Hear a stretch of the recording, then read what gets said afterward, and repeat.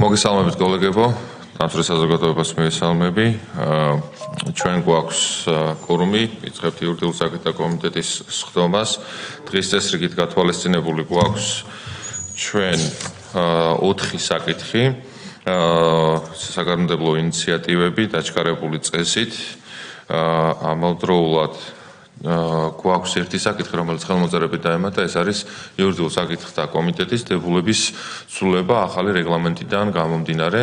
ამ საკითხის გათვალისწინებით ვთხოვთ, რომ დავამტკიცოთ წარმოდგენილი დღის წესრიგი. დიდი მადლობა. მოდით დავიწყოთ მაშინ პირველი საკითხით, ეს არის იურიდიულ საკითხთა კომიტეტის წევრების მიერ საკანონმდებლო ინიციატივის წესით წარმოდგენილი საქართველოს კანონის პროექტები უცხოელთა და მოქალაქეობის არ მქონე პირთა სამართლებრივი მდგომარეობის შესახებ საქართველოს კანონში ცვლილების შეტანის თაობაზე და ადმინისტრაციულ საპროცესო კოდექსში ცვლილების შეტანის შესახებ პირველი მოსმენით დაჩქარებული წესით. გთხოვთ ბატონიკე. Მადლობთ ბატონო არჩილ, მოგესალმებით მაცმულ კოლეგებო, მივესალმებით დამცველ საზოგადოებას და მათ ვინც გვადენებს თვალყურს პირდაპირ ეთერის მეშვეობით. წარმოგიდგენთ პირველი მოსმენით დაჩქარებული წესით უცხოელთა და მოქალაქეობის არ მქონე პირთა სამართლებრივი მდგომარეობის შესახებ საქართველოს კანონის ცვლილების შეტანის თაობაზე საქართველოს კანონის პროექტს და ასევე თამდევ საქართველოს ადმინისტრაციულ საპროცესო კოდექსში ცვლილების შეტანის თაობაზე კანონის პროექტს. მოგახსენებთ პრინციპების დონეზე, როგორც მოგეხსენებათ, სახელმწიფო წინაშე არსებული გამოწვევების გათვალისწინებით უკანონო მიგრაციასთან ბრძოლა და მისი პრევენცია დღესდღეობით ერთ-ერთი მთავარი საზრუნავია, რათა კიდევ უფრო მეტად დავიცვათ ქვეყნის უსაფრთხოება, საზოგადოებრივი წესრიგი და დავარეგულიროთ მათ შორის შრომითი ბაზარი. ამ თვალსაზრისით საყურადღებოა შესაბამისი კომპეტენციის მქონე ორგანოების, კერძოდ შინაგან საქმეთა სამინისტროს დანაყოფების მიერ უკანონო მიგრანტის აღმოჩენისა და იდენტიფიცირების მიზნით საცხოვრებელი ან სამუშაო ადგილი ან სხვა კერძო საკუთრების თუ მფლობელობის შემოწმების თაობაზე კანონმდებლობაში სათანადო უფლებამოსილების მკაფიოდ მარეგლამენტირებელი ნორმატიული მოწესრიგების არარსებობა. იმისათვის, რომ კიდევ უფრო მეტად ამაღლდეს უკანონო მიგრაციის წინააღმდეგ ბრძოლის ეფექტიანობა, წარმოდგენილი საკანონმდებლო ცვლილებათა პაკეტით განისაზღვრება არალეგალური მიგრაციის გამოვლენის მიზნით საცხოვრებელი ან სამუშაო ადგილის ან სხვა კერძო საკუთრების თუ მფლობელობის შემოწმების წესი. კერძოდ, უცხოელთა და მოქალაქეობის არ მქონე პირთა სამართლებრივი მდგომარეობის შესახებ საქართველოს კანონს ემატება 53 სეკუნდა მუხლი, რომლის თანახმად საქართველოში კანონიერი საფუძვლის გარეშე მყოფი უცხოელის გამოვლენის ან და უცხოელის საცხოვრებელი ადგილის გადამოწვევის ან უცხოელის სამგზავრო დოკუმენტის მოძიების მიზნით შინაგან საქმეთა სამინისტროს უფლებამოსილ ორგანოს შესაძლებლობა ექნება შეამოწმოს უცხოელის საცხოვრებელი ან სამუშაო ადგილი ან შევიდეს სხვაგვარ კერძო საკუთრებაში თუ მფლობელობაში, რა თქმა უნდა, რაიონული საქალაქო სასამართლოს მოსამართლის ბრძანების საფუძველზე. იმ შემთხვევაში თუ იარსებებს გადაუდებელი აუცილებლობა და დაყოვნება შეიძლება გამოიწვიოს უცხოელის მიმალვა ან უცხოელის სამგზავრო დოკუმენტის განადგურება ან გადამალვა, შინაგან საქმეთა სამინისტროს უფლებამოსილი ორგანო უფლებამოსილი იქნება დაიწყოს საცხოვრებელი ან სამუშაო ადგილის ან სხვა კერძო საკუთრების მფლობელობის შემოწმება და 24 საათის განმავლობაში შესაბამისი შუამდგომლობით მიმართოს ამის თაობაზე პოსტფაქტუმ, ასე ვთქვათ, მოსამართლეს.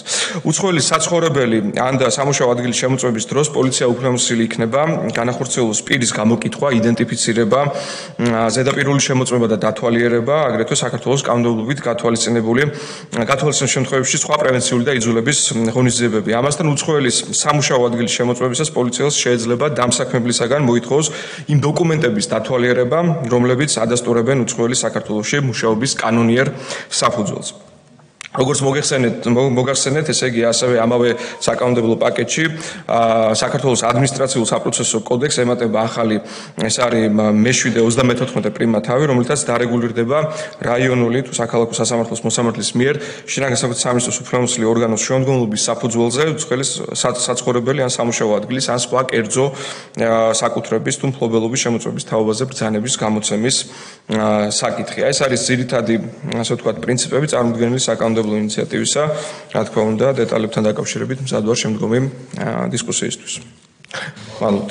მადლობა ბატონიკე, კითხვები შენიშნეთ თუ არ არის და გასაგურიც არ არის საზოგადოებისთვის, რომ თქვათ, რომ არ არის კითხვები და შენიშვნები, იმიტომ რომ კომიტეტს ესწრება კომიტეტის წევრები, აღნიშნული ინიციატივის ინიციატორებიც და ავტორებიც შესაბამისად თითოეული ჩვენგანი არის და მადლობა წარმოდგენილი ცვლილებისთვის. კიდევ ერთხელ ხაზი რო გავუსვათ, მნიშვნელოვანია არალეგალ მიგრანტების გამოვლენასთან დაკავშირებული ეფექტური მექანიზმების არსებობა საკანონმდებლო ბაზაში. შემდეგი საკითხის თქვენი გამოსატანია ბატონ თორნიკე, ეს არის ადმინისტრაციულ სამართალდარღვევათა კოდექსის ცვლილების შეტანის შესახებ და საგზაო მოძრაობის შესახებ საქართველოს კანონების ცვლილების შეტანის თაობაზე. კი ბატონო, მოგახსენებთ ასევე პირველი მოსმენით დაჩქარებული წესით წარმოგიდგენთ საქართველოს ადმინისტრაციულ სამართალდარღვევათა კოდექსში ცვლილების შეტანის თაობაზე საქართველოს კანონის პროექტს და თანმდევ საგზაო მოძრაობის შესახებ საქართველოს კანონის ცვლილების შეტანის თაობაზე საქართველოს კანონის პროექტს. მოგახსენებთ, რომ საკანონმდებლო ინიციატივის მომზადება უწინარესად არის განპირობებული საგზაო მოძრაობის წესების დარღვევის პრევენციის და საგზაო უსაფრთხოების კიდევ უფრო მაღალი სტანდარტების დანერგვის მიზნით, აგრეთვე ცალკეულ ადმინისტრაციულ სამართალდარღვევებზე რეაგირების ეფექტიანობის გასაზრდელად. პირველი თემა ამ შემთხვევაში შეეხება უკვე საზოგადოებისთვის კარგად ცნობილ ასე ვთქვათ, ხმაურის საკითხს, რომელიც შეიძლება მომდინარეობდეს ავტოსატრანსპორტო საშუალებებისაგან. აქ ძალიან ხშირია შემთხვევა, რომ მიზანმიმართულად ხდება მანქანის თუ სხვა სატრანსპორტო საშუალების გადაკეთება, მაყუჩის გადაკეთება იმისათვის, რათა მას კონდეს იმაზე უფრო მაღალი ხმა, ვიდრე ეს არის გათვალისწინებული შესაბამისი ქარხანა მწარმოებლის მიერ. აქედან გამომდინარე, მაყუჩის გადაკეთება დაკვალიფიცირდება სატრანსპორტო საშუალების თვითნებურად გადაკეთებად. მოგეხსენებათ, ეს ისედაც არის დღევანდელი მოწესრიგების პირობებში ადმინისტრაციულ სამართალდარღვევათა კოდექსით აკრძალული ქმედება და ზოგადად მკაცრდება, ესე იგი, ადმინისტრაციული სახდელები თვითნებური გადაკეთების შემთხვევაში. კერძოდ, ამ შემთხვევაში 100 ლარის ნაცვლად იქნება 200 ლარი ჯარიმა, ხოლო ესე იგი, მართვის მოწყობაზე მინიჭებული 100 ქულიდან 10 ქულის ნაცვლად შესაბამის მძღოლს მოაკლდება 30 ქულა. ასევე პოლიციელი იქნება უფლებამოსილი მძღოლი ჩამოაშოროს სატრანსპორტო საშუალების მართვას. ეს ლოგიკური არის იმის გათვალისწინებით, რომ ასე რომ არ მოხდეს, შეიძლება დაუშვათ მძღოლმა ფაქტობრივად კისიერად გამოასწოროს ის მდგომარეობა, რაც იწვევს მაყუჩის გადაკეთების პირობებში მანქანის მომეტებულ ხმაურს. აქედან გამომდინარე, აღსრულება ფაქტობრივად ვეღარ იქნება ეფექტიანი და ასევე ამის გათვალისწინებით სატრანსპორტო საშუალება იქნება გადაყვანილი სპეციალურ სადგომზე და ზოგადად მისი ექსპლუატაცია იქნება აკრძალული ისევ და ისევ იქამდე, ვიდრე არ დაბრუნდება ის მდგომარეობა, რაც ზოგადად არის ქარხანა მწარმოებლის მიერ გათვალისწინებული. რა თქმა უნდა, ეს ცვლილება ხელშეუწყობს კიდევ ერთხელ იმას, რომ მოსახლეობა, რომელიც ხშირ შემთხვევაში ძალიან სამართლიანად არის შეწუხებული ამ გადამეტებული ხმაურით, განსაკუთრებით ღამის საათებში, იყოს დაცული და მათი სიმშვიდე იყოს უზრუნველყოფილი. მეორე საკითხი უკავშირდება ციმციმებს. აქ მოგახსენებთ, რომ დღეს საქართველოს კანონმდებლობით არის სპეციალური ციმციმა სიგნალის დეფინიცია შემოთავაზებული, რომელიც გულისხმობს, რომ ეს არის ლურჯი, ან ლურჯი და წითელი, ან ნარინჯისფერი თუ ყვითელი მოელვარე სპეციალური, ასე ვთქვათ, სიგნალი. თუმცა აქ ფაქტობრივად ხარვესთან გვაქვს საქმე იმის გათვალისწინებით, რომ შეიძლება სხვა შეფერილობის, ასევე სპეციალური ციმციმა სიგნალი იქნეს გამოყენებული იმისათვის, რომ მოხდეს ერთი მხრივ მოძრაობის მონაწილეთა შეცდომაში შეყვანა მიზანმიმართულად კონკრეტული მძღოლის მიერ იმისათვის, რათა მან მოიპოვოს გარკვეული უპირატესობა სატრანსპორტო მოძრაობაში. აქედან გამომდინარე, ესე იგი, დარეგულირდება კანონმდებლობით, რომ ნებისმიერი, ასე ვთქვათ, ფერის ციმციმა სიგნალების, ამას სხვანაირად ზოგჯერ უწოდებენ სტრობოსკოპებსაც, დამონტაჟების შემთხვევაში, ესე იგი, მოხდება ადმინისტრაციულ სამართალდარღვევათა კოდექსით პირის სანქცირება. ამ შემთხვევაში ლაპარაკია იმაზე, რომ შესაბამისი სპეციალური ციმციმა სიგნალის, რა თქმა უნდა, ნებართვის გარეშე დაყენებას თუ გამოყენებას პირველ შემთხვევაში მოყვება 2000 ლარით პირის დაჯარიმება, ამ ესე იგი სპეციალური ციმციმა სიგნალის კონფისკაცია და 15 ქულის გამოკლება მართვის ასე ვთქვათ მოწმობაზე. თუ კი მოხდა ამის განმეორება, ამ შემთხვევაში უკვე ჯარიმა იქნება 2500 ლარი, კონფისკაცია ასევე შესაბამისი საგნის და -20 ქულა მართვის მოწმობაზე. ასევე ერთ-ერთი საკითხი, რომელიც წესრიგდება წარმოდგენილი ინიციატივის პარაგრაფში, უკავშირდება სატრანსპორტო საშუალებათა განგებ მოცურებას, ეგრეთ წოდებულ დრიფტს, რომელიც ასევე გარკვეულ შემთხვევაში არის ასე ვთქვათ პრობლემა და გამოწვევა, რომლის აღკვეთაც ამასთან მიმართებით ფართოვდება სატრანსპორტო საშუალებათა არეალი, რომლებზეც ვრცელდება შესაბამისი აკრძალვა. დღეს რომ წავიკითხოთ არსებული რედაქცია, მივდივართ დასკვნამდე, რომ აქ იგულისხმება მხოლოდ კონკრეტულად მანქანა, თუმცა სხვა სატრანსპორტო საშუალებებით შეიძლება ასევე მონაწილეობდნენ ამ ქმედებაში. აქედან გამომდინარე, თვითონ ტერმინოლოგიურად ხდება ამის გაფართოება და ნებისმიერი სატრანსპორტო საშუალებისთვის იქნება მსგავსი ქმედება აკრძალული და შესაბამისად მისი მძღოლისთვის. ასევე მკაცრდება სანქციები საგზაო მოძრაობის მონაწილეთა, მათ შორის ქვეითების მიერ კანონმდებლობით დადგენილი მოთხოვნების შესაბამისი საგზაო ნიშნების და მონიშნების დაუმორჩილებლობის თუ უგულებელყოფის გამო, კერძოდ ამ შემთხვევაში არსებული ესე იგი სანქცია სახელი, რომელიც არის გათვალისწინებული ადმინისტრაციულ სამართალდარღვევათა კოდექსით, მისი სიმცირის გათვალისწინებით ვერ პასუხობს პრევენციის, ასე ვთქვათ, შესაბამის ფუნქციას და მოთხოვნას. აქედან გამომდინარე, ნაცვლად 10 ლარისა, 50 ლარი არის შემოთავაზებული ჯარიმის სახით, იმ შემთხვევაში თუ კი როგორც აღნიშნეს საგზაო მოძრაობის სხვა მონაწილე გარდა მძღოლისა, მათ შორის ქვეითი დაარღვევს შესაბამის წესს, ამის განმეორება უკვე გამოიწვევს 100 ლარით დაჯარიმებას, ნაცვლად 20 ლარისა, რაც არსებული რედაქცია, ხოლო იმ შემთხვევაში თუ კი შესაბამისი ნიშნების თუ მონიშნის დაუმორჩილებლობას ადგილი აქვს ავტომაგისტრალზე, საერთაშორისო ან შიდა სახელმწიფოებრივი მნიშვნელობის გზაზე, აი ანალოგიური დარღვევა გამოიწვევს უკვე დაჯარიმებას პირველ შემთხვევაში 100 ლარის ოდენობით, ხოლო გამეორებით შემთხვევაში 200 ლარის ოდენობით. გარდა ამისა, ადმინისტრაციულ სამართალდარღვევათა კოდექსის 166, 173, 173 მე-16 პრიმა და 174 პრიმა მუხლებით გათვალისწინებული სამართალდარღვევების ჩადენასთან დაკავშირებით, თუ პირი შესაბამის ჯარიმას არ გადაიხდის, ქმედების განმეორებით ჩადენის შემთხვევაში მის მიმართ ადმინისტრაციული სახთელის სახით ჯარიმა აღარ იქნება გამოყენებული, არამედ მას ადმინისტრაციული პატიმრობა შეეფარდება, გარდა იმ ზოგადი, რა თქმა უნდა, გამონაკლისებისა, რაც არის ადმინისტრაციულ სამართალდარღვევათა კოდექსით გათვალისწინებული გამომრიცხავი გარემოებები პატიმრობის გამოყენების დროს. აქ კონკრეტულად რომ დავაზუსტო, არის საუბარი იმგვარ სამართალდარღვევებზე, რომელიც შეიძლება უკავშირდებოდეს სრულმან ხულიგნობას, სამართალდამცავი ორგანოს თანამშრომლის კანონიერი მოთხოვნის დაუმორჩილებლობას, მაგალითად სახელმწიფო პოლიტიკური თანამდებობის პირის ან საჯარო მოსამსახურის შეურაცხყოფას, ასევე შეკრება მანიფესტაციის ჩატარების და ორგანიზების წესების დარღვევას და ასე შემდეგ. თუ ასევე შემოდის ერთი პრინციპი, რომ თუ სამართალდარღვევა სახთელის სახით ითვალისწინებს ადმინისტრაციულ პატიმრობას სხვა სახის სახთელთან ერთად და ადმინისტრაციული სამართალდარღვევის საქმის განხილვა სახთელის შეფარდება ადმინისტრაციული ორგანოს კომპეტენციაა, ასეთ შემთხვევაში ადმინისტრაციული ორგანოს მიერ მიღებული დადგენილება ჯარიმის დაკისრების თაობაზე არ გასაჩივრდება ზემდგომ ადმინისტრაციულ ორგანოში, ანუ ადმინისტრაციული საჩივარი ამ შემთხვევაში აღარ იქნება რელევანტური, არამედ მოხდება ამის გასაჩივრება უშუალოდ სასამართლოში. ასეთი დადგენილების სასამართლოში გასაჩივრების შემთხვევაში სასამართლოს მიერ მიღებული დადგენილება ძალაში შევა დადგენილების გამოტანისთანავე, ხოლო დადგენილების გასაჩივრება არ შეაჩერებს მის აღსრულებას. ამასთან მიმართებით არის ასევე გათვალისწინებული გარდამავალი პერიოდი, არსებულ ადმინისტრაციულ საჩივრებთან მიმართებით ბუნებრივია, თუ კი იქნება მხარდაჭერილი ეს ინიციატივა, მათი გადამისამართება კანონის ამოქმედებიდან 10 დღის ვადაში მოხდება შესაბამის სასამართლოში. რაც შეეხება საგზაო მოძრაობის შესახებ საქართველოს კანონის ცვლილებას, პრინციპში მე ამაზე უკვე ვისაუბრე, აქ არის როგორც მოგეხსენებათ ცხრილი ამ მართვის მოწმობაზე მინიჭებული ქულების დაკლებასთან დაკავშირებით და სათანადო ცვლილებები არის ტექნიკურად ასახული ამ თამდევ საკანონმდებლო ასე ვთქვათ პროექტში. ეს არის კოლეგებო ძირითადი პრინციპები წარმოდგენილი საკანონმდებლო ინიციატივისა, ამ შემთხვევაშიც რა თქმა უნდა მზად ვარ კითხვების თუ დაზუსტებების შემთხვევაში დისკუსიისთვის. გმადლობთ.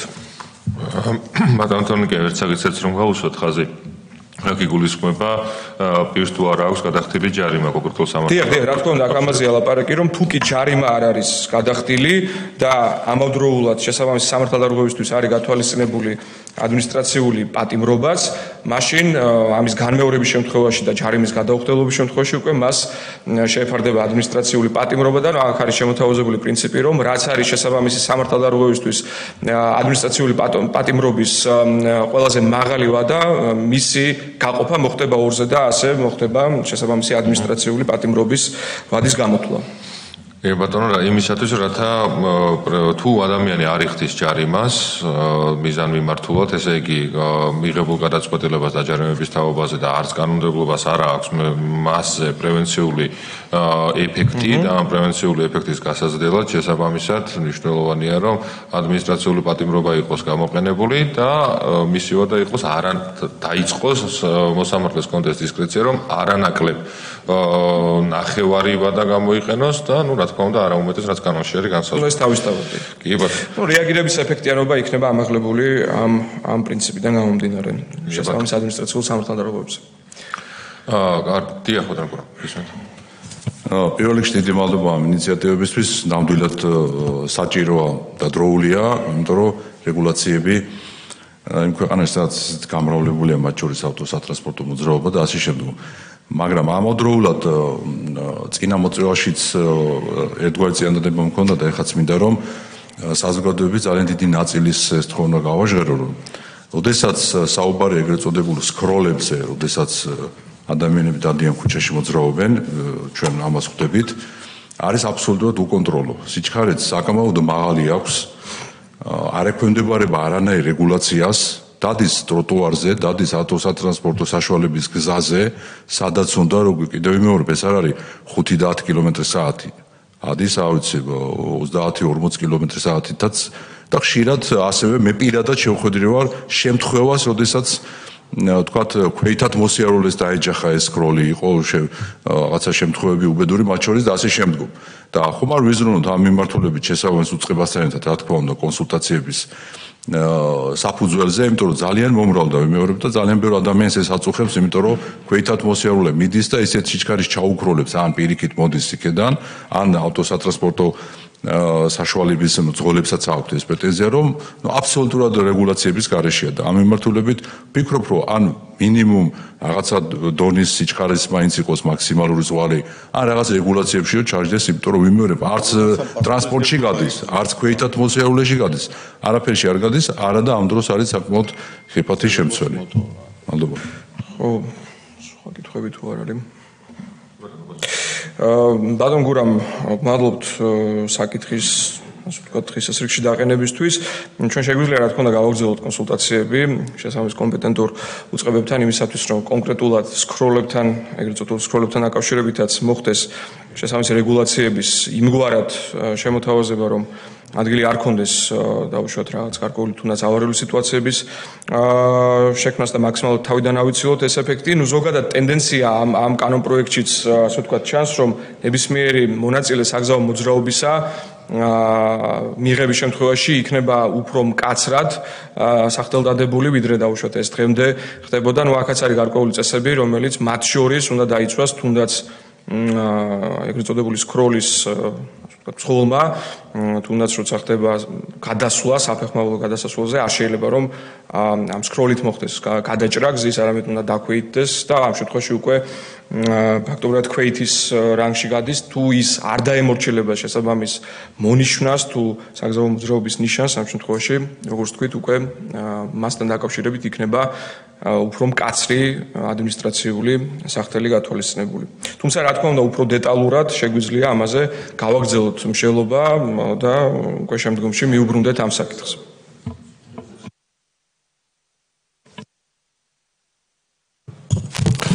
მე შევუერთები ბატონ გურამის ასე ვთქვათ კითხვის პათოს და ჩვენ წინამოწვევაში ეგრეთ წოდებული ეს სკუტერების სიტუაცია მოვიყვანეთ რეგულირების სფეროში, სამომრე სახელმწიფო ნიშანი მივანიჭეთ და მთელი რიგი ასე ვთქვათ რეგულაციები შემოვიღეთ, რომელიც მართლაც მისასალმებელი იყო. თუმცა ჩვენს მოქალაქეებში არის სამართლიანი გულისხმობა, ეს ეხება ავტომობილებით ვინც სარგებლობს, ანუ ძღოლებს. პრაქტიკულად არის უამრავი შემთხვევა იმისა, რომ ეს სკუტერებით თუ მოპედებით, ასე ვთქვათ, გადაადგილებული პირები ხშირი არის შემთხვევა, რომლებიც არ ღვევენ მოძრაობის წესს, მაგალითად საპირისპირო მიმართულებით მოძრაობენ და ასე შემდეგ. ანუ არ ექვემდებარებიან მოძრაობის საერთო წესებს. შესაბამისად, ავტომობილით მოძრავ მძღოლს აქვს მომეტებული საფრთხე იმისა, რომ არ იცის პრაქტიკულად საიდან ასე ვთქვათ გამოუხდება მოტოთი მოძრავი პირი. ამიტომ ჩვენ ალბათ მოგვიწევს ამაზე ფიქრიც, რომ ეს შესაბამის უწყებებთან ერთად კიდევ ერთხელ გავიაროთ და რომ მაგალითად ევროპაში, მაგალითად იტალიაში, რომელიც ერთ-ერთი ასე ვთქვათ წამყვანი ქვეყანა როგორც წარმოების კუთხით, ასევე თვითონ პრაქტიკული გამოყენების კუთხით არის მართლაც სანიმუშო და იქ არის უაღრესად მოწესრიგებული, როგორ ხდება მაგალითად გნებავთ პარკინგის შემთხვევები, მოძრაობის შემთხვევები არის ძალიან ასე ვთქვათ მისაბაძი. ამიტომ ჩვენს მძღოლებს და ეს კიდევ ერთხელ ხაზი მინდა გავუსვა, რომ თუ ჩვენ ჩავხედავთ სტატისტიკას, მართლაც არის შემაშფოთებელი, რამდენი შემთხვევა არის, როდესაც მოპედის მოძრავი პირი იქნა, ასე ვთქვათ, დაზიანებული თუ რომ აღარაფერი ვთქვათ მის გარდაცვალებას. ეს კიდევ ერთხელ გარდა მაგისა ხელშეუწყობს ავტოსაგზაო შემთხვევების კატასტროფულს დას, რომელიც ჩვენ ერთსულ მოსახლეზე თუ ავიღებთ, თელს არა მარტო ევროპაში, მსოფლიოში ვართ მოწინავე ამ კუთხით. ამიტომ მე ვფიქრობ, რომ ეს კიდევ ერთხელ გვექნება გადასააზრებელი და რეგულაციები, რომელიც მოტო ასე ვთქვათ, აი ამ საშუალებით მოძრავ პირებს შეეხება და მოაწესრიგებს მოძრაობას. დიდი მადლობა. მადლობთ ბატონო ოლუდა, ვიზიარებ აბსოლუტურად პათოსს იმასთან მიმართებით, რომ ნებისმიერი სახის სატრანსპორტო საშუალება უნდა ემორჩილებოდეს კონკრეტულ წესებს, ამ შემთხვევაში როგორც მოგახსენეთ, წარმოდგენილი ცვლილების ფარგლებში იფარება ის შემთხვევა, როდესაც საქმე გვაქვს განგებ-მოცურებასთან შესაბამისი სატრანსპორტო საშუალების, მათ შორის უკვე მოტოციკლი, კვადროციკლი, ნებისმიერი სატრანსპორტო საშუალება შეიძლება დაექვემდებაროს იმ აკრძალვას, რომელიც დღესდღეობით აი დრიფტთან მიმართებით, ეგრეთ წოდებულ დრიფტთან მიმართებით შეიძლება გვხვდებოდეს, თუმცა ზოგადად რა თქმა უნდა მუშაობა გასაგრძელებელია იმ მიმართულებით, რომ კიდევ უფრო მეტად უსაფრთხო გავხადოთ საგზაო მოძრაობა, ნებისმიერი სატრანსპორტო საშუალება იყოს შესაბამის, ასე ვთქვათ, სამართლებრივ რეჟიმში მოქცეული, როგორც საკუთრივ, ასე ვთქვათ, მძღოლებისთვის, ისე მგზავრებისთვის თუ ქვეითებისთვის ეს არის ბუნებრივია მნიშვნელოვანი. ასე რომ, რა თქმა უნდა, შეგვიძლია ამაზე კონსულტაციები გავაგრძელოთ. დიახ, ანუ ეს კიდევ ერთხელ ხელშეუწყობს იმას, რომ ქალაქში განსაკუთრებით პიკის საათებში გადაადგილება ყველასთვის კარგად არის ცნობილი, რომ ძალიან ჭირს. უფრო მეტად გარდა იმისა, რომ მანქანების რაოდენობა, ავტომობილების რაოდენობა განსაკუთრებით დედაქალაქში არის, ასე ვთქვათ, იმაზე მეტი, ვიდრე ეს თავის დროზე ქალაქ-ეგმარებით იყო გათვალისწინებული და ვერავინ ვერ იფიქრებდა, რომ ასე გაიზრდებოდა, მაგრამ უწესრიგო მოძრაობა 1000 ზდის კიდევ აი ამ ასე ვთქვათ ტრაფიკს, რომელიც ქალაქში არის. ანუ მოძრაობს პირი არა ჩქაროსნულ ზოლში, არამედ მისთვის სულ ერთი არის რა სიჩქარით მოძრაობს და რა მიმართულებით მოძრაობს, ანუ პრაქტიკულად არ ექვემდებარება და გასულია მოძრაობის სივრციდან და აქვე აღნიშნავდი იმასაც, რომ ჩვენ ალბათ მოგვიწევს გარდა ამისა, რადგანაც გამკაცრებაზე გვაქვს საუბარი და ერთგვარ რეგულაციების კიდევ უფრო მეტად დახვეწაზე გვაქვს საუბარი, ჩვენ ალბათ ასევე მოგვიწევს ფიქრი, თუ ყველა გადავადგილდებით ქალაქში და ავტომობილებს როდესაც ვიყენებთ, ჩვენ არაერთხელ შეგვინიშნავს, რომ ადამიანები დგანან, მაგალითად ეს ეხება, როდესაც შუქნიშანთან არის ადამიანი და მას ზოგჯერ ასე ვთქვათ, გონება გაეფანტება და ანუ ტელეფონში არის ხან სკროლავს, ვიღაცას მესიჯს უგზავნის, ანუ ტექსტურ შეტყობინებას, საუბარზე აღარაფერი მაქვს, როდესაც ტელეფონით საუბრობს, ანუ ტელეფონის გამოყენება მსოფლიო პრაქტიკამ და ეს ხელმისაწვდომი სტატისტიკა არის, გვაჩვენა, რომ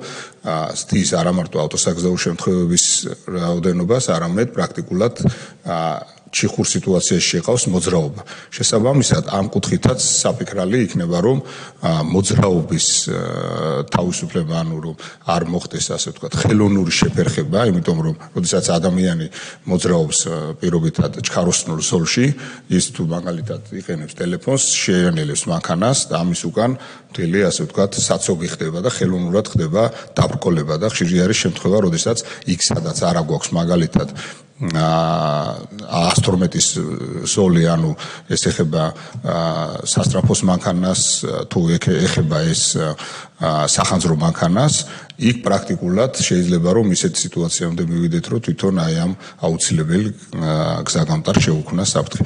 ამიტომ ამ კუთხითაც საფიქრალი გვექნება, რომ კიდევ უფრო მეტად იყოს დახვეწილი. დიდი მადლობა. მადლობა, ნამდვილად უნდა გავაგრძელოთ.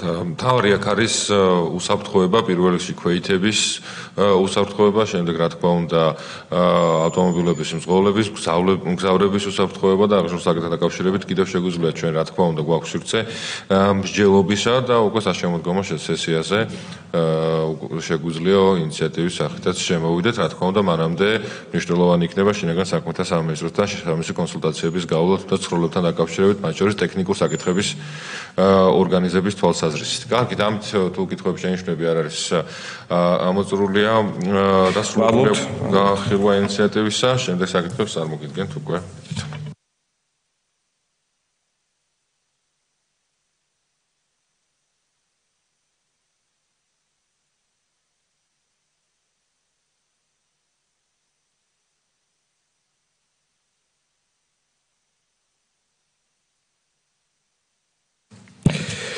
კოლეგებო, შეგვიძლია განმოგრძოთ სხდომა, განვიხილავთ საქართველოს პარლამენტის წევრთა, კერძოდ იურიდიულ საქმეთა კომიტეტის წევრების მიერ საკანონმდებლო ინიციატივის წესით წარმოდგენილ საქართველოს ორგანული კანონის პროექტს საერთო სასამართლოების შესახებ საქართველოს ორგანულ კანონშრომლების შეტანის თაობაზე დაჩქარებული წესით განვიხილავთ. პირველი მოსმენის რეჟიმში ბატონი არჩილ გორდულაძე არის მომხსენებელი. გისმენთ, ბატონო არჩილ.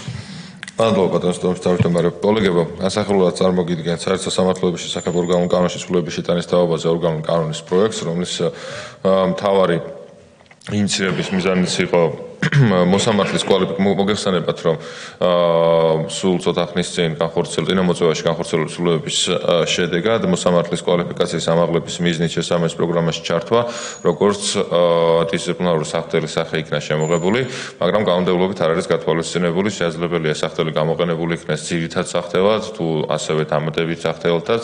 წარმოდგენილი კანონპროექტის მიხედვით განისაზღვრება, რომ როგორც ძირითადი, ასევე დამატებით სახდელის სახით შეიძლება იყოს გამოყენებული აღნიშნული დისციპლინარული სახდელის ზომა და ეს არის ამ წარმოდგენილი კანონპროექტის სრულებების ძირითადი არსიც. ამავდროულად მოგეხსენებათ, რომ ეს საკითხი არ არის გათვალისწინებული, შესაბამისად თუ იქნება თქვენგანაც ხარდაჭერა შეგვიძლია რომ ავსახოთ უკვე პირველი მოსმენით განსახილულ ტექსტში და ასე გავუგზავნოთ შესაბამისად პლენარულ სხდომას და იქ გავაგრძელოთ მსჯელობა. ჩვენ წინა კვირაში მივიღეთ სრულებები საერთო სასამართლოების შესახებ ორგანულ კანონში, რომელსაც ერთი ტექნიკური საკითხი საკანონმდებლო ტექნიკის თვალსაზრისით არასწორად იქნა ჩამოყალიბებული და შესაბამისად ხარვეზის გასწორებას ვახდენთ, კერძოდ ეს ეხება მუხლს 37 მუხლის მესამე პუნქტს, რომელიც ამოღებული იქნა, მაგრამ ეს არ ყოფილა არც ინიციატორების და არც კომიტეტის, არც პარლამენტის შესაბამისად მიზანიც, ეხება შინაარსს, რომ ერთ და იგივე მოსამართლე მისი თანხმობის გარეშე სხვა სასამართლოში შეიძლება მივლინებული იქნეს 10 წლის განმავლობაში მხოლოდ ერთხელ შესაბამისი საფუძვლების აღმოფხვრისას მივლინებად ადგენილ ვადაზე ადრე შეწყდება. ასეთი იყო მოქმედი რედაქციაც, მაგრამ ტექნიკური ხარვეზიდან გამომდინარე ამოღებული იქნა და ამის დაბრუნება ხდება. ანუ არავითარი ცვლილება, რაც ბატონო თენგის, რაც თქვენც დააყენეთ იდეაში პლენარულ სხდომაზე, რომ არსებული რეგულაციები მივლინებასთან დაკავშირებით შენარჩუნებული ყოფილიყო, ზუსტად მათ შორის ამასაც გაითვალისწინებს, რომ ის ნორმა, რომელიც მათ შორის საკონსტიტუციო სასამართლოში იქნა განხილული, რომელიც კონსტიტუციურობა ეჭქვეშ არ დგას და ამავდროულად იძლევა შესაძლებლობას, რომ 10 წელიწადში მხოლოდ ერთხელ იქნეს მივლინებული მოსამართლე კონკრეტულ სასამართლოში, რაც ისევ და ისევ მართლმსაჯულების განხორციელების არის მნიშვნელოვანი, შენარჩუნებული იქნება. ამავდროულად ცვლილება თხოვთ, რომ თქვენი მხარდაჭერის შემთხვევაში დავამატოთ რედაქციული ხასიათით გავასწოროთ 72 პრიმა მუხლების მე-4 და მე-5 პუნქტები და სადაც მითითებული არის იუსტიციის უმაღლესი საბჭოს მდივანი, მდივნის ნაცვლად გადაწყვეტილება მიიღოს იუსტიციის უმაღლესმა საბჭომ, შეგახსენებთ, ეს ეხება სხვა სარგებლის მიღებაზე დასტურის გაცემას და მდივანმა ჩვენ ეს პრინციპი ისედაც ჰქონდა შემოღებული უკვე და მხარდაჭერილია სამივე მოსმენით, რომ მდივანმა საბჭომ მიიღო სამართლის საკითხებზე გადაწყვეტილება, მაგრამ ტექნიკური ხასიათის ცვლილება საჭიროებს მათ შორის 72 პრიმა მუხლების მე-4 და მე-5 პუნქტებში და ასევე კიდევ ერთი საკითხი, რაც შეეხება 13 პრიმა მუხლის მეორე პუნქტს, სადაც ახალი რეგულაციები არის როგორც ეზოში, ასევე სხდომის დარბაზში და სასამართლო შენობაში ვიდეო გადაღებებთან დაკავშირებით, აქაც მისადებელი არის აუდიო ჩანაწერიც და შესაბამისად აუდიო ჩანაწერის განხორციელებაც იქნება შესაბამისად დარეგულირებული და ამ საკითხის გადაწყვეტილების მიღება შეიძლება იუსტიციის უმაღლეს საბჭოს ყოველ კონკრეტულ სხდომასთან დაკავშირებით, როგორიც არის თუ აუდიო, ფოტო, თუ ვიდეო, ფოტო გადაღებასთან დაკავშირებული რეგულაცია, აუდიოსთან დაკავშირებული უნდა იყოს, ეს უბრალოდ გამორჩენილი იყო ტექსტში და ამის დაზუსტება ხდება თქვენი მხარდამჭერის შემთხვევაში. მსგავად კითხვებისთვის. კოლეგებო, თუ არის შეკითხვები, შენიშვნები, მოსაზრებები? კი ბატონო, აქაც გასაკვირი არ არის იმის გათვალისწინებით, რომ ყველანი ბრძანდებით შესაბამისი საკანონმდებლო ინიციატივის თანაინიციატორები, თანაავტორები. ბატონო არჩილ, თქვენ ხომ არ ვსურთ თავის სახით? არა, გმადლობთ, შეგვიძლია. კი ბატონო, მაშინ შეგვიძლია ჩავთვალოთ, რომ საკითხი განხილულია. ასევე თქვენ მიერ არის ბატონო არჩილ გამოსატანი საკითხი, რომელიც ასევე არის საქართველოს პარლამენტის წევრთა, კერძოდ იურიდიულ საკითხთა კომიტეტის წევრების მიერ საკანონმდებლო ინიციატივის წესი წარმოდგენილი საქართველოს კანონის პროექტი საქართველოს სისხლის სამართლის კოდექსის ცვლილების შეტანის შესახებ და საკანონმდებლო ცვლილების პაკეტში შემავალი სხვა კანონ პროექტები, ამასაც ჩვენ განვიხილავთ დაჩქარებული წესით და პირველი მოსმენის რეჟიმში. გთხოვთ, რომ წარმოგიდგინოთ შესაბამისი ცვლილება. როგორც საზოგადოებისათვის ცნობილია, საქართველოს პრემიერ-მინისტრის მიერ გაჟღერდა ინიციატივა, რომელიც ეხება ნარკოპოლიტიკასთან დაკავშირებული საკითხების გამკაცრებას, რასაც რა თქმა უნდა, სრულად მხარს უჭერს საქართველოს პარლამენტის ქართული ოცნების გუნდიც. ამ საკითხთან დაკავშირებით უკვე ჯანდაცვის კომიტეტშიც მიმდინარეობს განხილვა, რაც შეეხება ფსიქოტროპული ნივთიერებების მხოლოდ სახელმწიფოს მიერ იმპორტს და ამავდროულად კერძო ჩანაცვლებითი პროგრამის გაუქმებას და მხოლოდ სახელმწიფოს მიერ განხორციელებას. ამ ინიციატივის პარალელურად ასევე შემუშავებულია ცვლილებები, რომელიც ეხება ნარკოტიკულ საშუალებას, როგორც არის მარიხუანა და მცენარე კარაფი. როგორც მოგეხსენებათ, ლიბერალურმა მიდგომებმა და პოლიტიკამ პირიქით გაზარდა მოხმარება და მოთხოვნა მარიხუანასთან დაკავშირებით და საკონსტიტუციო სასამართლოს მიერ მიღებული გადაწყვეტილებებით საერთოდ შეუსაბამო არის 2025 წელს არსებულ რეალობასთან. ფაქტობრივად საკონსტიტუციო სასამართლოს გადაწყვეტილებების შესაბამისად ლეგალური გახდა მარიხუანის მცენარე კარაფის მოყვანა ფლობა და განსხვავებულ და მცირე პასუხისმგებლობას იწვევს ვიდრე სხვა ნარკოტიკული საშუალებებია. ამავდროულად არაერთი PR კამპანია წარიმართა, რომ მარიხუანა თითქოს ნაკლები საფრთხის შემცველია და მსუბუქი ნარკოტიკია, ეგრეთ წოდებული მსუბუქი ნარკოტიკია, რაც არ შეესაბამება სიმართლეს და ამავდროულად განსხვავებით 2017-18-19 წლების გადაწყვეტილებებისა ჩვენ შეგვიძლია დადასტურებულად კვლევებზე დაყრდნობით და ამავდროულად პრაქტიკაში არსებული გამოცდილებიდანაც მივიდეთ იმ დასკვნამდე, რომ მარიხუანა, რომელიც ეხლა არსებობს, ეხლა მოიხმარს შესაბამისად დამოკიდებული ადამიანები, საერთოდ სულ სხვა შემცველობის მარიხუანა, ვიდრე ეს იყო წარსულში და შესაბამისი ნივთიერებას გაცილებით რამდენჯერმე უფრო გაზრდილი არის ამ საშუალებაში, ნარკოტიკულ საშუალებაში, რაც თავის თავად იწვევს ნერვულ აშლილობას, ფსიქოს ჯანმრთელობის განსაკუთრებულ დაზიანებას და ადამიანის როგორც საზოგადოების ერთი წევრის პირდაპირ ჩამოშორებას. ამიტომ მნიშვნელოვანია, რომ გამკაცრდეს ნარკოტიკული საშუალების, მარიხუანის და მცენარე კანაფის კულტივაციასთან დაკავშირებით დაკავშირებით ცვლილებები როგორც სამართალდაღუათთა კოდექსში, ასევე სისხლის სამართლის კოდექსში ამავდროულად გამოსკაცდეს პასუხისმგებლობები ამ საშუალების შეძენა, შენახვა, გასაღება, რეალიზაციასა და გადაცემასთან დაკავშირებითაც.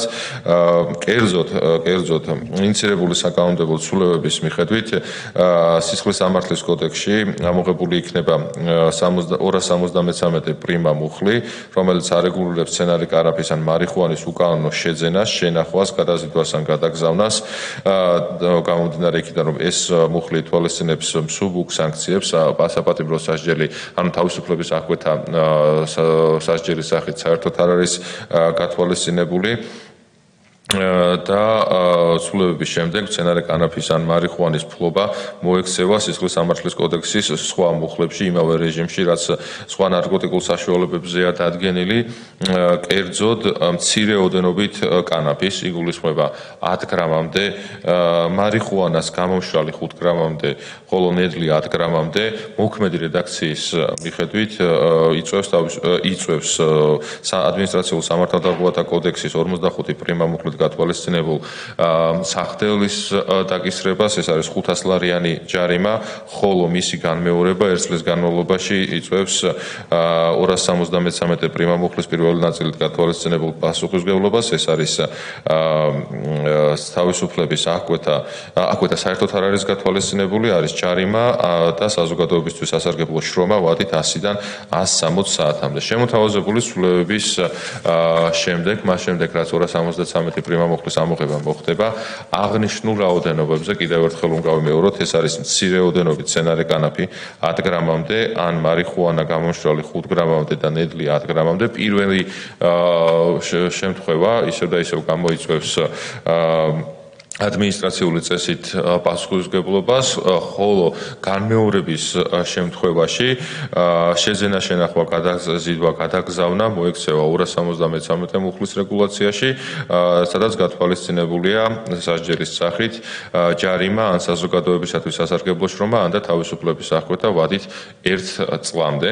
რაც შეეხება უკვე სისხლის სამართლის დასჯად ოდენობას, იგულისხმება მცენარე კანაფის შემთხვევაში 10 გრამიდან 155 გრამამდე, ხოლო გამომშრალი მარიხუანას შემთხვევაში 5 გრამიდან 70 გრამამდე, ხოლო ნედლი მარიხუანის შემთხვევაში 10 გრამიდან 140 გრამამდე. პროექტის მიხედვით აღნიშნული ოდენობების შეძენა, შენახვა გამოიწვევს 260 მუხლით გათვალისწინებულ პასუხისმგებლობას, კერძოდ თავისუფლების აღკვეთას ვადით 6 წლამდე, ხოლო უკანონო დამზადება, წარმოება, გადაგზავნა ან გადაზიდვა გამოიწვევს 260 პრიმა მუხლით გათვალისწინებულ პასუხისმგებლობას და სასჯელის სახით გათვალისწინებული იქნება თავისუფლების აღკვეთა ვადით 3-დან 7 წლამდე, მაშინ როდესაც 273 მუხლის არსებული რედაქციით ამოდენობების მარიხუანისა და მცენარე კანაფის ფლობა გადაზიდვაზე მხოლოდ ჯარიმან საზოგადოებისათვის სასარგებლო შრომა გათვალისწინებული. კანონი ვერ ახდენს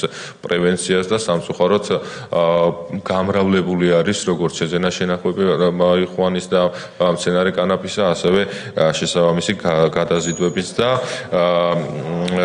რაც შეეხება დიდი ოდენობით მცენარე კანაფის, ანუ 155-დან 750 გრამამდე და კიდევ ერთხელ გავიმეორებ 155-დან 750 გრამამდე, ან მარიხუანის გამომშრალის შემთხვევაში 70-დან 250 გრამამდე, ხოლო ნედლის შემთხვევაში 140-დან 500 გრამამდე შეძენა, შენახვა გამოიწვევს 5-დან 8 წლამდე პასუხისმგებლობას, ხოლო დამზადება, წარმოება, გადაზიდვა და გადაგზავნა 6-დან 9 წლამდე. კიდევ ერთხელ შეგახსენებთ, რომ ამ ოდენობისთვის და საკმაოდ მძიმე დიდი ოდენობები არის მოქმედი რედაქციითაც პასუხისმგებლობის ზომა მხოლოდ ჯარიმა ან საზოგადოებისთვის სასარგებლო შრომაა გათვალისწინებული, ხოლო თავისუფლების აღკვეთა მხოლოდ 2 წლამდე ვადით. განსაკუთრებით დიდი ოდენობის შემთხვევაში, რაც გულისხმობს მცენარე კანაფის 750 გრამიდან და მარიხუანას 750 გრამიდან და მეტის, ხოლო მარიხუანას შემთხვევაში 50 გამომშრალის შემთხვევაში 50 გრამიდან და მეტის, ხოლო ნედლის შემთხვევაში 500 გრამიდან და მეტის შეძენა, შენახვა გამოიწვევს თავისუფლების აღკვეთას 8-დან 20 წლამდე, ანუ უბრალოდ თავისუფლების სახით. იგივე გამკაცრებული რეგულაციებია, რა თქმა უნდა, რეალიზაციასთან დაკავშირებით, იმიტომ რომ არ აქვს მნიშვნელობა რა სახის ნარკოტიკულ საშუალების რეალიზაცია მოხდება და აღნიშნულ საკითხთან დაკავშირებით უკვე მივიჩნდეთ ჩვენ წინასწრებების განხილვის დროს. რაც შეეხება კულტივაციას, გადაისინჯება საკონსტიტუციო გადაწყვეტილებები მცენარე კანაფის მოყვანასა და კულტივაციასთან დაკავშირებით. და მასზე გავრცელდება იგივე სანქციები, რაც ნარკოტიკული საშუალების შემცველი სხვა მცენარეების კულტივაციაზე არსებობს. კერძოდ, პროექტით მოხდება საკონსტიტუციო სასამართლოს გადაწყვეტილების დაძლევა და სისხლის სამართლის პასუხისმგებლობის საწყისი ოდენობით, ანუ 155 გრამამდე მცენარე კანაფის მოყვანისათვის ასევე დადგინდება თავისუფლების აღკვეთა, რომელიც არ უნდა იყოს 6 წელზე მეტი. ასევე დაემატება ალტერნატიული საქციები, როგორიც არის საზოგადოებისათვის სასარგებლო შრომა ან შინა პატიმრობა, დიდი და განსაკუთრებით დიდი ოდენობით ნარკოტიკული საშუალების შემცველი მცენარე კანაფის მოყვანა კულტივაციისთვის არსებული სანქციები დარჩება უცვლელად. რაც შეეხება ადმინისტრაციულ სამართალდარღვევათა კოდექს, პარლამენტ თავმჯდომარე, თქვენის ნებართვით სრულ პაკეტს. კი ბატონო, ერთიანად შეგიძლიათ წარმოვიდგინოთ.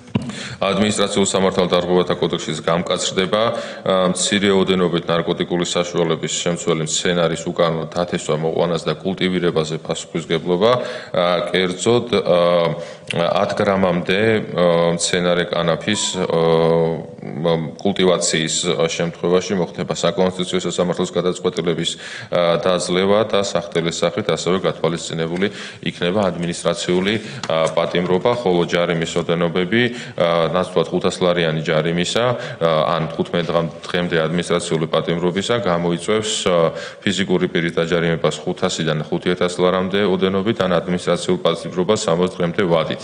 აგრეთვე სამართალდარღვევათა საგნის კონფისკაციას რა თქმა უნდა და ამავდროულად ახალი სახდელი დაწესება ასევე აღნიშნული მცენარის, ანუ კანაფის თესლის, ანუ კულტივაციისთვის საჭირო შესაბამისი პროდუქტის გაყიდვისათვის, რეალიზაციისათვის პასუხისმგებლობის სახით შემოტანილი იქნება 500-დან 5000 ლარამდე ჯარიმა და ადმინისტრაციული პატიმრობა 60 დღემდე ვადით, იმიტომ რომ ძალიან ბევრს საზოგადოებისთვის პრობლემას წარმოადგენს, ამავდროულად ჩვენს ყველანიც ხშირად ხედავთ, რომ ეგრეთ წოდებულ grow shop-ებში პირდაპირ მიმდინარეობს ამ პროდუქტის რეალიზაცია, რომელიც საბოლოო ჯამში გამოიყენება ნარკოტიკული საშუალება მცენარე კანაფის შემდეგ კულტივირებისათვის და მნიშვნელოვანია, რომ ამ საკითხის რეგულაციაც მოხდეს. საბოლოო მიზანი, რა თქმა უნდა, კულტივირების შემცირება და მინიმუმამდე დაყვანა არის. რაც შეეხება სისხლის სამართლის საპროცესო კოდექსს, იმისათვის, რომ გახდეს ეფექტური ნარკორეალიზატორებთან ბრძოლა, შემოთავაზებული არის, რომ სისხლის სამართლის საპროცესო კოდექსს დაემატოს ახალი ღონისძიება პირის იდენტიფიცირების შეზღუდვა, რაც გულისხმობს ეგრეთ წოდებული კონფიდენტების ინფორმაციის განსაიდუმლოებას, რომელსაც გააკეთებს შესაბამისი გადაწყვეტილების და დასაბუთების შემთხვევაში პროკურორი, გენერალური პროკურორის ან მისი მოადგილის თანხმობით და ეგრეთ წოდებული კონფიდენტი, რომელიც ფარულს საგამოძიებო საქმიანობაში იღებს მონაწილეობას, მისი ინფორმაცია იქნება განსაიდუმლოებული, მისი დაკითხვა, რა თქმა უნდა, ისევ იქნება შესაძლებელი სასამართლოს წინაშეც, ანუ დაცვის მხარეს სრულად იქნება შესაძლებლობა, რომ უფლების რეალიზება მოახდინოს, მაგრამ სახეც იქნება დაფარული, ხოლო ხმაც შესაბამისად შესრულილი, იმიტომ რომ არ მოხდეს პირის იდენტიფიკაცია ისევ და ისევ მისი და ამავდროულად მისი ოჯახის წევრების უსაფრთხოების მიზნით და მნიშვნელოვანია, რომ მოსამართლეს ნებისმიერ ეტაპზე ექნება შესაძლებლობა, რომ იცოდეს ვინ არის კონკრეტული კონფიდენტი, რომელიც აწვდის ინფორმაციას და შესაბამისად ფარულ საგამოძიებო მოქმედებებში არის ჩართული. ამავდროულად, გთავაზობთ კოლეგებო, რომელიც არ არის ინიციირებულ კანონპროექტში სისხლის სამართლის კოდექსს დაემატოს 260 კვადრა მეოთხე პრიმა მუხლი, რომლის მიხედვითაც ახლებურად ჩამოყალიბდება მიდგომა ნარკორეალიზატორების ხელშემწყობებთან დაკავშირებით და იმისათვის რომ მოხდეს კიდევ უფრო მეტად ეფექტიანად ბრძოლა ნარკოტიკების რეალიზატორების მიმართ, ანუ ადამიანების მიმართ, რომლებიც პირდაპირ ყიდიან სიკვდილს და ადამიანების ჯანმრთელობის შეუქცევადი დაზიანების, ამავდროულად სიცოცხლისათვის საფრთხის შექმნის და პირდაპირ ნელი სიკვდილში ფულის აღების გზით ცდილობენ საკუთარი ბედნიერების შექმნას. მნიშვნელოვანია, რომ ცვლილება იყოს დამატებული, რომლის მიხედვითაც ნარკოტიკული საშუალებების რეალიზებაში ხელშეწყობა გახდეს ცალკე დასჯადი, ანუ აქამდეც იყო რა თქმა უნდა მომზადება მცდელობის ეტაპიდან გამომდინარე, მაგრამ მომზადება მცდელობის ეტაპიდანვე და დასრულებულ დანაშაულად ჩაითვალოს რეალიზაციისათვის ხელშეწყობა, როგორც არის მაგალითად ეგრეთ წოდებული დადებები, რომელსაც საკმაოდ მოხშირებული არის სხვადასხვა პირები, სხვადასხვა ადგილას დებენ ნარკოტიკულ საშუალებებს, შემდეგ ხდება ამისი მოძიება, საკმაოდ გავრცელებული პრაქტიკაა ნარკოტიკული საშუალებების ამ ფორმით რეალიზაციის ხერხთან დაკავშირებით და გთავაზობთ, რომ ამუხლის მიზნებისთვის ნებისმიერ ნარკოტიკული საშუალების, მათ შორის ფსიქოტროპული ნივთიერების ან უკანონო რეალიზაციის ხელშეწყობა ჩაითვალოს ამ ნივთიერებების რეალიზაციისთვის პირობების შექმნა, კერძოდ ნივთიერებების საშუალებების დაფასოებისთვის საჭირო ნივთების ხელსაწყოების ქონა, ამუხლით გათვალისწინებული ნივთების საშუალებების საჯაროდ ხელმისაწვდომ ადგილას ღია დამფარულად განთავსება, მისი ადგილმსამყოფელის შესახებ ინფორმაციის გავრცელება, მათი შეძენის ხერხების და მეთოდების შესახებ ინფორმაციის მიწოდება, ან და ნებისმიერი სხვა ქმედება, რომელიც ხელს უწყობს ამუხლით გათვალისწინებული ნივთიერების საშუალების რეალიზაციას. თავარი არის, რომ ჩვენ როგორც წინასრულებების მიხედვით ჩვენ განსაკუთრებით გავამკაცრეთ პასუხისმგებლობა რეალიზატორების მიმართ, ამავდროულად სულაც ამავე სულისკვეთებით არის განსწავლული ამუხლის შემოღებას და შესაბამისად სამართალდამცავ ორგანოებს ექნებათ უფრო ეფექტური მექანიზმი იმისათვის, რომ ებრძოლონ სიკვდილის გამყიდველებს. მადლობთ ბატონო არჩილ ამ მეტად მნიშვნელოვანი ინიციატივის დეტალურად წარმოდგენისათვის. კოლეგებო, თუ არის შეკითხვები, შენიშვნები, მოსაზრებები, გთხოვთ ბატონ ლადო, თქვენ გაქვთ კითხვა? მადლობა ბატონ თავმჯდომარე, ბატონ არჩილ, მადლობა თქვენ და პროგრამის პროექტის ინიციატორებს ამ მეტამნიშნულოვანი პროექტისთვის და რა თქმა უნდა ჩვენი პოლიტიკური გუნდი ევროპელი სოციალისტები ამ კანონმდებლობის ხარჯს დაუჭერთ, იმიტომ რომ ძალიან მნიშვნელოვანი ნაბიჯია. თქვენ ახსენეთ საკონსტიტუციო სასამართლოს გადაწყვეტილების დაძლევის პროცესი, რომელიც მანამდე იყო სერიოზული პრობლემა და ხშირად სასამართლო სწორედ ამაზე აპელირებდა. რა მექანიზმით შეიძლება ამ პროცესის დაძლევა რო უფრო დეტალურად გითხრათ, რას გულისხმობთ? მადლობა. კი ბატონო. ბოდიში დავაგროვოთ კითხვები თუ არის კიდევ. კოლეგებო, ხომ არ არის სხვა შეკითხვა, შენიშვნა, მოსაზრება არ არის? კარგი, კი ბატონო, მართალია. ბატონო კოკა, თქვენ გსურთ? თუ შეიძლება ხელშეწყობა და სანქცია მაინტერესებს რა იქნება? კი. მოდი ბოლო კითხვიდან დავიწყებ. კარგი, ბატონო არჩილ, შეგიძლიათ რომ გასცეთ პასუხი. სანქცია ხელშეწყობასთან დაკავშირებით იქნება ზუსტად იგივე, რაც არის ნარკოტიკების რეალიზაციისათვის. ანუ კიდევ ერთხელ რომ განმარტოთ, ზოგადი ნორმების მიხედვით ნებისმიერი დანაშაულის მომზადებას და მცდელობას იწვევს სისხლისამართლებრივ პასუხისმგებლობას. იგივე შემთხვევა არის ნარკოტიკების რეალიზაციის შემთხვევაშიც მომზადებას და მცდელობას არის დასჯადი ქმედება და იწვევს იგივე პასუხისმგებლობას, რასაც დასრულებული დანაშაული უკვე რეალიზაციის ფაქტის განხორციელება.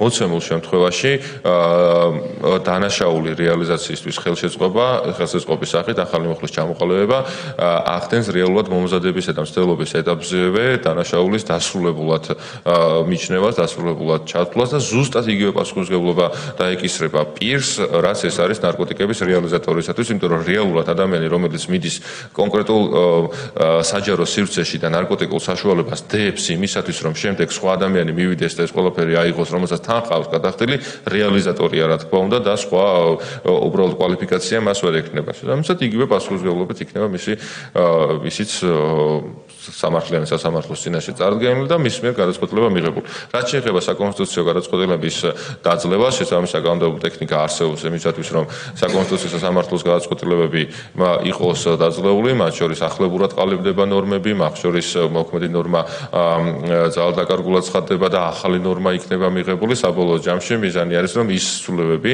რაც უკვე შინაარსობრივად მოგახსენეთ, ამოქმედდება ახლებურად და თუ ვინმე გადაწყვეტს საკონსტიტუციო სასამართლოში აღნიშნული საკითხის გასაჩივრებას, რა თქმა უნდა, საქართველოს პარლამენტი და იურიდიული საკითხთა კომიტეტი სრულად დაიცავს აღნიშნულ ნორმას გამომდინარე იქიდან ისევ და ისევ, რომ ეს მარიხუანა, რომელიც ეხლა არსებობს სამწუხაროდ უგანო ბრუნვაში, მათ შორის ხდება მისი კულტივირება მცენარე კანაფისაც, არ არის ის ნივთიერება, რომელიც იყო 2014-2015 თუ სხვა წლებში გაცილებით უფრო მავნებელი, არსებობს ეგრეთ წოდებული ჰიბრიდული ჯიშები, რომლებიც უფრო განსაკუთრებულად საშიში არის ადამიანის ფსიქიკისათვის და იწვევს განსაკუთრებულ დამოკიდებულებას რამდენიმე მოხმარების შემდეგაც და მათ შორის ფატალურ შედეგებს რომდეც კი შეიძლება იყოს მიყვანილი და ეს არის კიდევ ერთხელ მარიხუანა არის ზოგადად კარიბჭესაც ეწოდებენ, კარი არის იმ ნარკომანიასთან და ნარკოდამოკიდებულებასთან ადამიანები იწყებენ ამ ნარკოტიკული საშუალებებით და შემდეგ უკვე გადადიან კიდევ უფრო მძიმე და კიდევ უფრო მძიმე. ზოგადად ერთი რაც უნდა ვთქვათ, რომ არ არსებობს მსუბუქი ნარკოტიკი, ყველა ნარკოტიკი არის ადამიანის სიცოცხლისათვის და ჯანმრთელობისათვის მომეტებული საფრთხის მქონე, რომელიც იწვევს არა მხოლოდ ამ ადამიანისთვის პრობლემებს, რომელიც ნარკოდამოკიდებულია, არამედ საზოგადოებისათვის ზოგადად და კონკრეტულად ამ ადამიანის ოჯახის წევრებისათვის, სწორედ ეს არის ჩვენი მიზანი, რომ ჩვენ თუ გვინდა რომ ვიზრუნოთ, კონდეს მომავალი, კონდეს ახალი თაობა, უნდა ვიზრუნოთ ზუსტად ახალი თაობის გადარჩენისათვის, რომ ისინი გადარჩნენ და არ კონდეთ ცდუნება, შესაძლებლობაც რომ გახდნენ შემდგომში ნარკოდამოკიდებულებები და ამავდროულად უნიშნულოვანესია, რომ ნარკოდამოკიდებულ ადამიანებს კონდეთ შესაბამისი შესაძლებლობა, რომ გამოჯამრთელდნენ, რასთან დაკავშირებითაც ისევ და ისევ პრემიერის ინიციატივა იყო, რომ უფრო და მეტი ეფექტურობიდან გამომდინარე ნებისმიერი ჩანაცვლებითი პროგრამა აღარ იყოს კერძო პირების მიერ განხორციელებული და მხოლოდ სახელმწიფო აიღებს სრულად პასუხისმგებლობას მის ეფექტიანად განხორციელებას. მადლობა, იმედია სრულად გავიც პასუხი. კი ბატონო. ხომ არ არის დამატებით კითხვები ან დაზუსტებები? ასეთი არ არის. ბატონო არჩილ, თქვენ ხომ არ გსურთ დასკვნითი არა გმადლობთ კოლეგებო, გთხოვთ რომ მხოლოდ ხალხაჭერას რა თქმა უნდა მოსულობთან დაკავშირებით. კეთილი განხილული აღნიშნული საკანონმდებლო ინიციატივაც, გმადლობთ. და ბოლო საკითხს მე თვითონვე წარმოგიდგენთ, ეს არის იურიდიული კომიტეტის დებულების სრულება, კი ბატონო, რომელიც წინასწარ დაგზავნილია. როგორც ბატონმა რატიმ გუშინდელს ხდომაზე ადამიანის უფლებათა დაცვის და სამოქალაქო ინტეგრაციის კომიტეტის დებულება იქნა შესული და შესაბამისობაში მოყვანილი საქართველოს პარლამენტის ახალ რეგლამენტთან ანალოგიურად ჩვენი კომიტეტის დებულებაც იცვლება, ახლის დამტკიცება ხდება და სრულად შესაბამისობაში იქნება წარმოდგენილი ცვლილებები კი გაქვთ დარიგებული, ერთად ვიმუშავებთ ამ საკითხთან დაკავშირებით. კი ბატონო, ეს საკითხიც წარმოდგენილია, განხილულია, შეგვიძლია გადავიდეთ კენჭისყრებზე, გთხოვთ. კარგი. მაშინ მივყვეთ კენჭისყრელ საკითხებს, ესე იგი პირველი გახლავთ საქართველოს პარლამენტის წევრთა მიერ საკანონმდებლო ინიციატივის წესი წარმოდგენილი უცხოელთა და მოქალაქეების არ მქონე პირთა სამართლებრივი მდგომარეობის შესახებ საქართველოს კანონის ცვლილების შეტანის თაობაზე კანონის პროექტი და ასევე საქართველოს ადმინისტრაციულ საპროცესო კოდექსის ცვლილების შეტანის შესახებ კანონის პროექტი.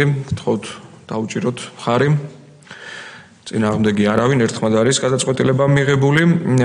მეორე ასევე საქართველოს პარლამენტის წევრთა მიერ საკანონმდებლო ინიციატივის წესით წარმოდგენილი საქართველოს კანონის პროექტები საქართველოს ადმინისტრაციულ სამართალდამცავთა კოდექსის ცვლილების შეტანის შესახებ და საგზაო მოძრაობის შესახებ საქართველოს კანონის ცვლილების შეტანის თაობაზე. ვინ არის მომხრე?